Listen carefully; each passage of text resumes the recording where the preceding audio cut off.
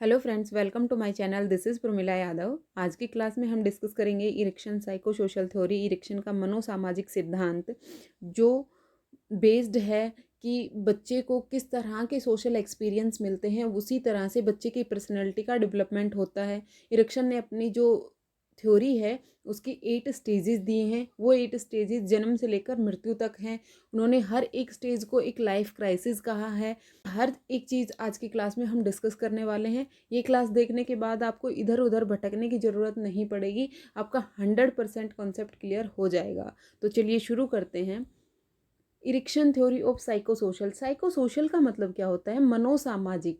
बच्चे को जिस तरह के सोशल एक्सपीरियंस मिल रहे होते हैं उसी के अकॉर्डिंग बच्चे की पर्सनैलिटी है वो शेप लेती है। बच्चे के मन का विकास उसी तरह से होता है। बच्चे को अगर पॉजिटिव एक्सपीरियंस मिलेंगे तो उसकी पर्सनैलिटी में एक पॉजिटिव एटीट्यूड आएगा। अगर बच्चे को सोसाइटी से नेगेटिव एक्सपीरियंस मिलेंगे तो उसकी पर्सनैलिटी में नेगेटिव एटीट्यूड आएगा। इरिक्शन ने 8 स्टेजेस के बारे में अपनी एक बुक में डिस्कस किया था। वो बुक थी चाइल्डहुड एंड सोसाइटी। ये बुक का आप नाम याद रखिएगा। रीट जैसे एग्जाम में कई बार पूछा जाता है बुक का नाम। तो इनकी इरिक्शन की जो बुक थी उसका क्या नाम था? Childhood and society. इस बुक में इरिक्शन ने डिस्कस किया था कि कोई भी पर्सन है वो इमोशनली 8 प्रेडिक्टेबल स्टेजेस में डेवलप होता है। उन्होंने अपनी थ्योरी में 8 स्टेजेस दी। उन्होंने कहा कि हर एक स्टेज के अपने क्राइसिस होते हैं। क्राइसिस का मतलब कॉन्फ्लिक्ट होते हैं, द्वंद्व होते हैं। बच्चे को सोसाइटी से पॉजिटिव और नेगेटिव दोनों तरह के एक्सपीरियंस मिल रहे होते हैं, और वो जो एक्सपीरियंसेस हैं पॉजिटिव और नेगेटिव वो उसकी पर्सनैलिटी को किस तरह से शेप करते हैं इसके बारे में इरिक्शन ने बताया है। उन्होंने अपनी थ्योरी में अनकॉन्शियस मोटिवेशन को भी इम्पोर्टेंस दिया है। इसका मतलब है कि हमें कोई भी चीज़ सीखने के लिए हमेशा कॉन्शियस माइंड की ज़रूरत नहीं होता। हम अनकॉन्शियसली भी सोसाइटी से बहुत कुछ सीखते हैं। सोशलाइजेशन है वो एक नेवर एंडिंग प्रोसेस होगा, जो कहाँ से शुरू होगा? बर्थ से टिल डेथ तक होगा। बहुत सारे साइकोलॉजिस्ट ने बच्चे के जो डेवलपमेंट की बात की है वो सिर्फ बर्थ से लेके एडोलेसेंस तक ही की है, लेकिन इरिक्शन ने अपनी जो साइको सोशल थ्योरी है इसमें इन्होंने बर्थ से लेकर, जन्म से लेकर मृत्यु तक की बात की है। टोटल लाइफ स्पैन को इन्होंने 8 डेवलपमेंट स्टेजेस में डिवाइड किया हुआ है। हर एक डेवलपमेंट स्टेज के अपने क्राइसिस होते हैं, अपने कॉन्फ्लिक्ट होते हैं। उसमें बच्चे के पास 2 तरह के एक्सपीरियंस आते हैं, एक पॉजिटिव एक्सपीरियंस आते हैं और नेगेटिव एक्सपीरियंस आते हैं। अगर बच्चे को पॉजिटिव एक्सपीरियंस मिलेंगे तो बच्चे की पर्सनैलिटी में पॉजिटिव एटीट्यूड आएगा। अगर नेगेटिव आएगा तो वो अपने आप को दबाना शुरू कर देता है। इसीलिए इरेक्शन की जो थ्योरी है इसका दूसरा नाम है क्या? Life span development theory. ये भी आप ध्यान रखिएगा। इरिक्शन की थ्योरी का दूसरा नाम है life span development theory.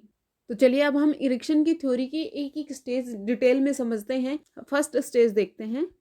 First stage है इरिक्शन की थ्योरी की trust versus mistrust. Trust versus mistrust की जो क्राइसिस है वो कब आ जाती है? बच्चे में इन्फेंसी में ही आ जाती है, जब बच्चा लगभग 18 मंथ तक होता है। बर्थ टू 18 मंथ तक ट्रस्ट वर्सेस मिसट्रस्ट की जो क्राइसिस है वो बच्चे में आ जाती है। इसमें क्या होता है कि जो हमारा ट्रस्ट है वो यूजुअली जब हम 0 से 2 ईयर तक होते हैं तो डेवलप हो जाता है। अब हम पूरी लाइफ स्पैन किसी पर ट्रस्ट करेंगे या नहीं करेंगे वो डिपेंड करता है कि हमें इन्फेंसी में किस तरह के एक्सपीरियंसेस मिले हैं।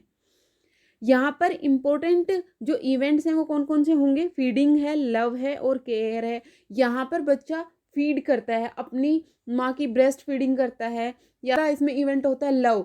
अगर बच्चा अपने आसपास बच्चे को प्यार मिल रहा है, केयर मिल रही है, तो वो उसमें ट्रस्ट डेवलप होगा, सिक्योरिटी डेवलप होगी कि अगर उसे अपने आसपास प्यार और केयर, देखभाल मिल रही है तो जीवन के प्रति उसमें ट्रस्ट पैदा होगा, वह लोगों पर ट्रस्ट कर पाएगा। आपने देखा होगा बहुत ऐसे बच्चे होते हैं जो इन्फेंसी में ही बहुत जल्दी दूसरे लोगों के साथ घुल मिल जाते हैं, तो उन्हें अपनी लाइफ एक्सपीरियंसेस से ट्रस्ट पैदा हुआ है। वो लोगों पर ट्रस्ट कर पाते हैं, इसीलिए वो इजीली दूसरे लोगों के साथ खेल पाते हैं। लेकिन इसी स्टेज में दूसरा बच्चा अपने माता पिता को छोड़ के किसी तीसरे व्यक्ति के पास नहीं जाता है। वो क्यों नहीं जाता है? क्योंकि उसमें मिसट्रस्ट डेवलप हो गया है, उसे लव और केयर नहीं मिल रहा है, तो बच्चा इनसिक्योर हो गया है।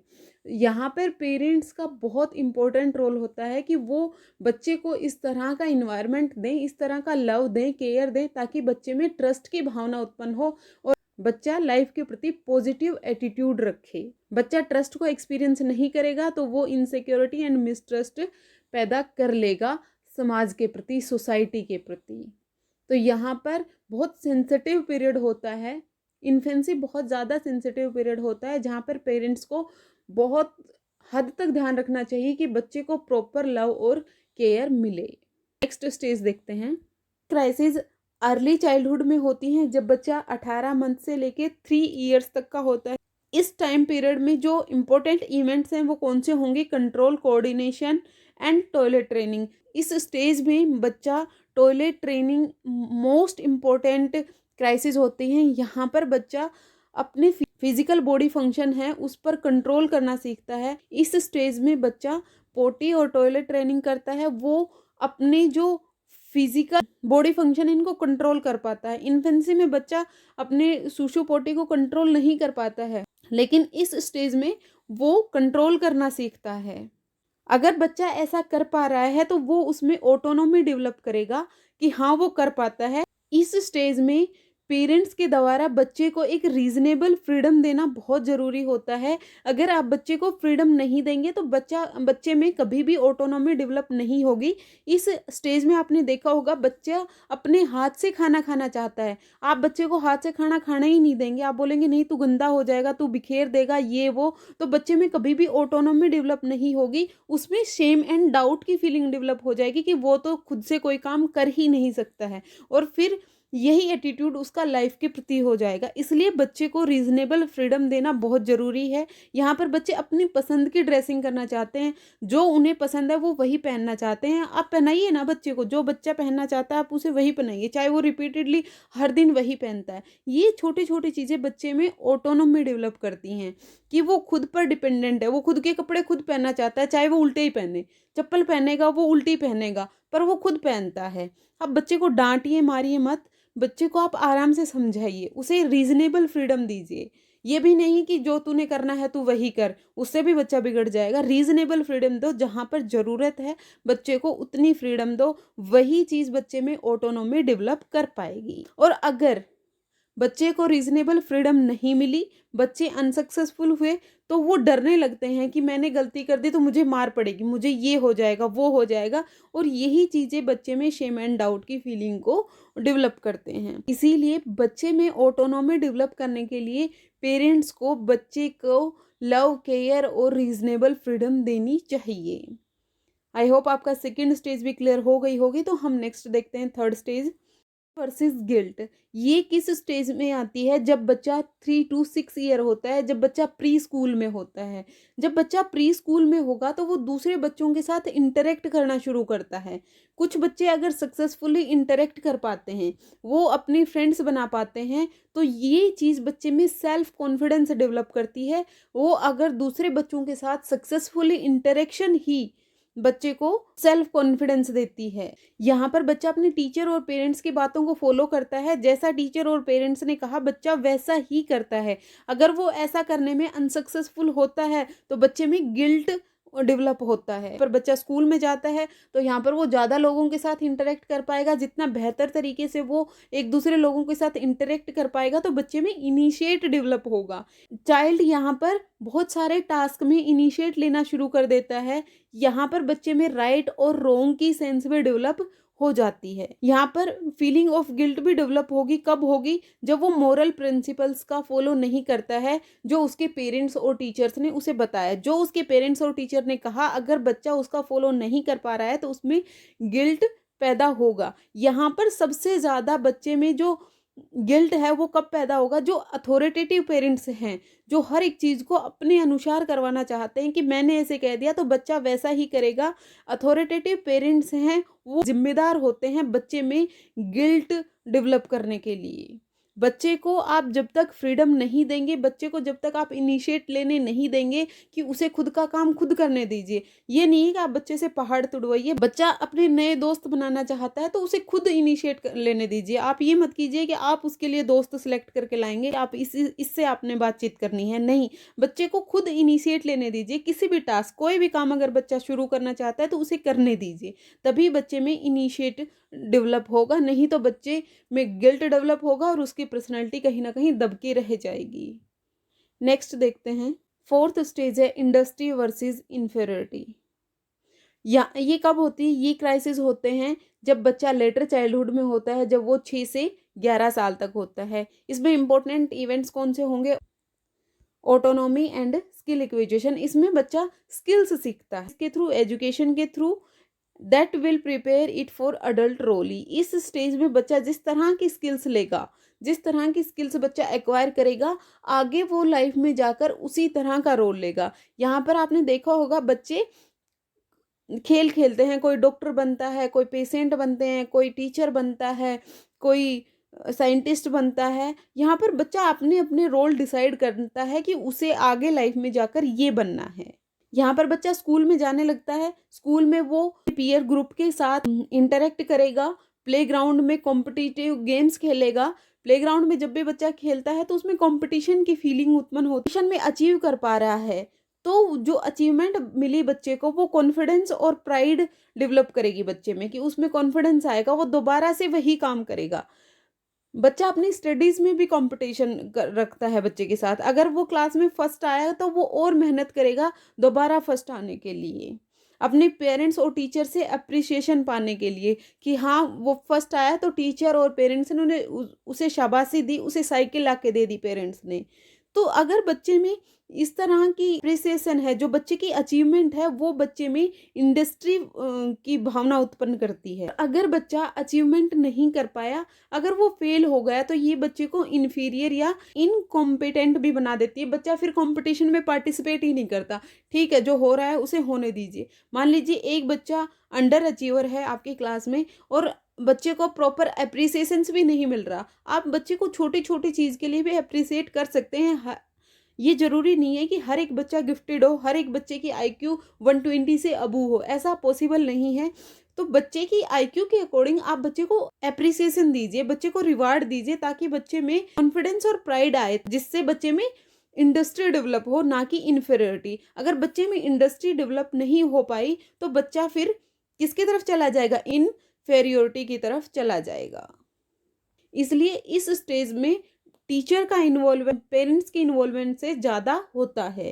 टीचर को ये ध्यान देना चाहिए कि बच्चे में कॉन्फिडेंस एंड प्राइड डेवलप हो। उसकी छोटी छोटी अचीवमेंट्स पर भी टीचर को उसे अप्रिसिएशन करना चाहिए, देना चाहिए। नेक्स्ट स्टेज देखते हैं, फिफ्थ स्टेज है आइडेंटिटी वर्सेस रोल कन्फ्यूजन। ये जो क्राइसिस है वो कब होगी? एडोलेसेंस में होगी। एडोलेसेंस को हम तनाव और तूफान की अवस्था कहते हैं। यहाँ पर सबसे ज़्यादा कॉन्फ्लिक्ट होते हैं। बच्चा यहाँ पर चाइल्डहुड और अडल्टहुड के बीच में ट्रांजिशनल पीरियड पर होता है। यहाँ पर बच्चा ये डिसाइड नहीं कर पा रहा है कि वो अभी भी बच्चा है या वो बड़ा हो गया है। वो बहुत ज़्यादा कंफ्यूज्ड रहता है इस स्टेज में। यहाँ पर जो इम्पोर्टेंट इवेंट्स हैं वो क्या होंगे? इम्पोर्टेंट इवेंट्स हैं यहाँ पर डेवलपमेंट ऑफ वैल्यूज़। यहाँ पर बच्चा वैल्यूज़ का डेवलपमेंट करता है। ये स्टेज बहुत क्रूशियल होती है पर्सनैलिटी के डेवलपमेंट में। यहाँ पर बच्चा मोरल और इमोरल जो थिंग्स हैं उनके बीच में डिफरेंस समझने की कोशिश करता है, क्या सही है और क्या गलत है। He wants to become a leadership in various activities. यहाँ पर लीडरशिप करना चाहता है। तो स्टेज में बच्चा सोसाइटी में अपनी एक आइडेंटिटी बनाना चाहता है। जब वो लीडर बनेगा तो उसे एक आइडेंटिटी मिलेगी, तो वो बच्चे में आइडेंटिटी डेवलप करेगी कि वो लीडर है, उस क्लास का मॉनिटर है। ये बच्चे की एक आइडेंटिटी है। लेकिन अगर बच्चे को वो आइडेंटिटी नहीं मिली तो वो रोल कन्फ्यूजन में चला जाता है कि उसकी सोसाइटी में कोई ज़रूरत नहीं है, उसका सोसाइटी में कोई रोल नहीं है। इस स्टेज में पेरेंट्स और टीचर्स को उसे पॉजिटिव थिंग्स के लिए मोटिवेट करना चाहिए कि बच्चा किसी भी अगर ग्रुप का लीडर बन रहा है तो उसे उस चीज़ के लिए मोटिवेट करेंगे ताकि सेल्फ डेवलप हो, पॉजिटिव रोल्स इन सोसाइटी को डेवलप करने में हेल्प मिले। अगर बच्चे को एडोलेसेंस में डिसअप्रूवल मिलता है, उसे अपने पेरेंट्स या फिर टीचर से अप्रूवल नहीं मिलता है, तो उसका जो बिहेवियर है वो रोल कन्फ्यूजन में चला जाता है।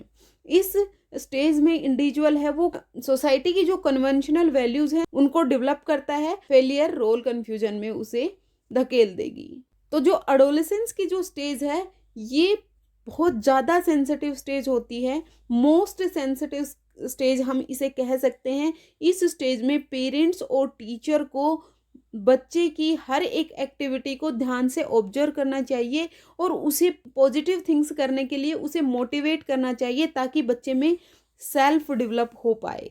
सेल्फ डेवलप होगा तो बच्चे में आइडेंटिटी डेवलप होगी, वो रोल कन्फ्यूजन की तरफ नहीं जाएगा। अगर इस स्टेज में बच्चा रोल कन्फ्यूजन की तरफ चला गया तो लाइफ में कभी भी वो आगे नहीं बढ़ पाएगा, वो हमेशा दबके ही रह जाएगा। नेक्स्ट स्टेज देखते हैं, इंटीमेसी वर्सेस आइसोलेशन। हर एक स्टेज को इरिक्शन ने क्राइसिस का नाम दिया है, कॉन्फ्लिक्ट का नाम दिया है। ये जो क्राइसिस हैं वो किस टाइम तक होंगी? 18 से 35 ईयर तक होंगी, जब कोई भी चाइल्ड है वो अडल्टहुड में जा चुका होता है। यहाँ पर जो इम्पोर्टेंट इवेंट्स हैं वो क्या होते हैं? Development of relationship. यहाँ पर प्यार मोहब्बत वाली बातें होती हैं। वो अपनी रिलेशनशिप बनाना चाहता है, स्ट्रॉन्ग रिलेशनशिप बनाना चाहता है, ऐसे रिलेशनशिप जो कभी ख़त्म ना हो, लॉन्ग लास्टिंग रिलेशनशिप्स बनाना चाहता है। यहाँ पर इंडिविजुअल अपना सोशल सर्कल भी बढ़ाना चाहता है, जितने ज़्यादा दोस्त वो बना सके उतने ज़्यादा दोस्त वो बनाना चाहता है। 18 से 35 साल में जो इंडिविजुअल है वो लव देखता है, कंपेनियनशिप देखता है, और यहाँ पर जो रिलेशनशिप्स हैं वो इंटीमेसी एंड सेटिस्फाइंग रिलेशनशिप चाहता है। वो ये नहीं है कि आज तू तो कल वो, यहाँ पर वो लॉन्ग लास्टिंग रिलेशनशिप चाहता है। अगर किसी पर्सन को लॉन्ग लास्टिंग रिलेशनशिप मिला, अपने पार्टनर से लव केयर मिली, तो उसे इंटीमेसी डेवलप होगी। अगर इंडिविजुअल अपने रिलेशनशिप्स में फेल हो गया, पार्टनर ने धोखा दे दिया, डिवोर्स मिल गया, या फिर उसका जो रिलेशनशिप है वो किसी भी तरह से अनसक्सेसफुल हुआ, तो ये किसी भी पर्सन में लोनलीनेस या फिर डिप्रेशन क्रिएट कर सकता है, आइसोलेशन में चला जाता है, एकांत में रहना शुरू कर देता है, उसे दुनियादारी से कोई मतलब नहीं होता है, दिल टूट गया, अब वो लड़का अलग और लड़की अलग, अकेले अकेले रहेंगी। नेक्स्ट स्टेज देखते हैं, स्टेज है जर्नेटिविटी वर्सेस स्टेग्नेशन। ये स्टेज आती है जब कोई भी पर्सन 35 टू 65 ईयर्स तक होता है। यहाँ पर वो रिस्पॉन्सिबिलिटी लेता है वर्क की और फैमिली पर। यहाँ के लिए कैरियर सबसे ज़्यादा इंपॉर्टेंट होता है। यहाँ पर वो सारी रिस्पॉन्सिबिलिटी खुद लेता है, फैमिली की भी सारी रिस्पॉन्सिबिलिटी खुद लेगा, ऑफिस का काम भी खुद देखेगा, फैमिली का काम भी खुद देखेगा। कैरियर और वर्क यहाँ पर मोस्ट इम्पोर्टेंट थिंग्स होंगी इस स्टेज पर। मोस्टली जो साइंटिस्ट हैं वो अपनी डिस्कवरी इसी उम्र में आके करते हैं, जो वो 35 से 65 ईयर में होते हैं। यहाँ पर जो पर्सन है वो फैमिली और सोसाइटी के लिए कुछ अच्छा करना चाहते हैं। अगर वो सक्सेस हुए तो अचीवमेंट की जो सेंस उसे मिलेगी, उससे वो सोसाइटी या फैमिली के लिए कुछ अलग कर पाएंगे, कुछ बेहतर कर पाएंगे। अगर वो फेल हुए तो उसमें स्टेग्नेशन की भावना आ जाएगी, मीनिंगलेसनेस की फीलिंग आएगी लाइफ के प्रति। यहाँ पर आपने देखा होगा कि अगर इस उम्र में जो पेरेंट्स हैं उनसे बच्चे अलग हो जाते हैं, बच्चे हॉस्टल जा रहे हैं या बच्चों की शादी हो गई, वो अलग से रहने लगे, ये सब चीज़ें किसी भी पर्सन में स्टेग्नेशन की भावना उत्पन्न कर सकता है। नेक्स्ट स्टेज देखते हैं, लास्ट स्टेज जो होगी इंटीग्रिटी वर्सेस डिस्पेयर। ये स्टेज कब तक होगी? 65 टू डेथ, 65 से जितनी भी उम्र तक आदमी जिएगा उस वहाँ तक ये स्टेज चलेगी। इस स्टेज में क्या होता है, बुजुर्ग लोग जो हो जाते हैं वो अपनी लाइफ को रिफ्लेक्ट करते हैं कि उन्होंने लाइफ में क्या क्या किया, क्या उन्होंने लाइफ में कुछ अच्छा किया। अगर अच्छा किया तो वो चीज़ें किसी भी पर्सन में अचीवमेंट की सेंस देगी, और वो अचीवमेंट विजडम में आएगी कि हाँ उसने लाइफ में कुछ बेहतर किया, अच्छा किया। और अगर कोई पर्सन अपनी लाइफ में कुछ अच्छा या बेहतर नहीं कर पाया जो वो करना चाहता था, तो वो उस पर्सन में डिस्पेयर की भावना उत्पन्न कर देगा। आई होप आपकी ये 8 स्टेजेस क्लियर हो गई होंगी। इरिक इरिक्शन ने जो अपनी 8 स्टेजेस दी, हर एक स्टेज के अपने क्राइसिस दिए, हर एक स्टेज की क्राइसिस होते हैं, कॉन्फ्लिक्ट होते हैं, वहाँ पर बच्चे के पास पॉजिटिव और नेगेटिव दोनों तरह के एक्सपीरियंस आ रहे होते हैं। अगर बच्चे को पॉजिटिव एक्सपीरियंस मिलेंगे तो वो अपनी लाइफ के प्रति पॉजिटिव एटीट्यूड रखेगा। अगर उसे नेगेटिव एक्सपीरियंसेस ज़्यादा हो गए, उसे फ्रीडम नहीं मिला, उसे लव केयर नहीं मिला, तो लाइफ के प्रति नकारात्मकता उत्पन्न हो जाती है, जो उसकी पूरे लाइफ स्पैन को अफेक्ट करेगी। एक स्टेज दूसरी स्टेज को अफेक्ट करती है। अगर इन्फेंसी में बच्चे को लव एंड केयर नहीं मिला तो वो जो सेकंड स्टेज है उसको भी अफेक्ट करेगी। वहाँ पर बच्चा ऑटोनॉमी डेवलप नहीं कर पाएगा, वो हमेशा शेम एंड डाउट में रहेगा कि वो क्या कोई काम कर सकता है या फिर नहीं कर सकता। इसलिए यहाँ पर पेरेंट्स को कभी भी अथॉरिटेटिव नहीं होना चाहिए, उन्हें डेमोक्रेटिक होना चाहिए। बच्चे को भी अपनी फीलिंग्स हैं उनको एक्सप्रेस करने दें, बच्चे को अपनी एक्टिविटी खुद करने दें, बच्चे को आसपास के लोगों के साथ इंटरेक्ट करने दें। जितना ज़्यादा बच्चा इंटरेक्ट करेगा उतना ही उसमें अचीवमेंट और कॉन्फिडेंस आएगा, प्राइड आएगा। सब चीज़ें बच्चे में इंडस्ट्री डेवलप करेंगी। एडोलेसेंस में जाके पेरेंट्स और टीचर को पॉजिटिव थिंग्स करने के लिए मोटिवेट करना चाहिए। यहाँ पर सबसे ज़्यादा बच्चे को पेरेंट्स और टीचर्स की केयर की ज़रूरत होती है, क्योंकि यहाँ पर बच्चा रोल कन्फ्यूजन में ज़्यादा चला जाता है कि उसकी सोसाइटी में आइडेंटिटी क्या है। मोस्टली क्वेश्चन है वो लगभग आपकी 5 स्टेजेस तक ही आ चुके होते हैं, एडोलेसेंस तक। आप उन पर ज़्यादा फोकस कीजिएगा। यहाँ से क्वेश्चन स्टेज पूछ ली जाती है, स्टेजेस की सीक्वेंस ही पूछ ली जाती है। फर्स्ट स्टेज कौन सी है, सेकंड कौन सी है, थर्ड कौन सी है। इस तरह से आप सीक्वेंस वाइज भी इनको याद रखिएगा। इनका टाइम पीरियड याद रखिएगा कि किस टाइम तक कौन सी जो स्टेज है वो आएगी और कौन सी टाइम पीरियड में कौन सी क्राइसिस होंगे। उम्मीद करती हूँ इस क्लास में आपके सभी डाउट क्लियर हो गए होंगे। अगर आपको वीडियो पसंद आई तो वीडियो को लाइक एंड शेयर कर सकते हैं। चैनल को सब्सक्राइब कीजिएगा। Thank you and have a nice day.